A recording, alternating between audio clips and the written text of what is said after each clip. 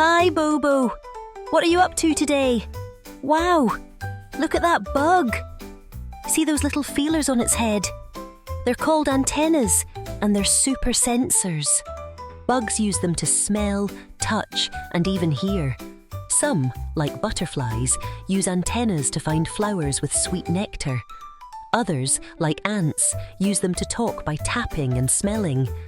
Even moths can smell another moth from far, far away.